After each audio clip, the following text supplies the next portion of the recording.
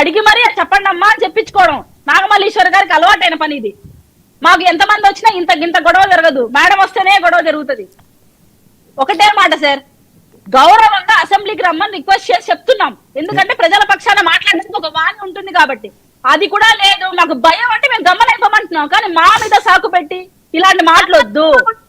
గౌరవంగా మళ్ళీ చెప్తున్నా, 3% ఓటు బ్యాంక్ వాళ్ళు కొట్టే పవన్ కళ్యాణ్ తొక్కితే అడ్రస్ లేకుండా పోయింది. 40% ఓట్ బ్యాంక్ ఉన్న పార్టీ అడ్రస్ లేకుండా పోయింది. రాసి పెట్టుకో. నాకు వినపడని మాటలు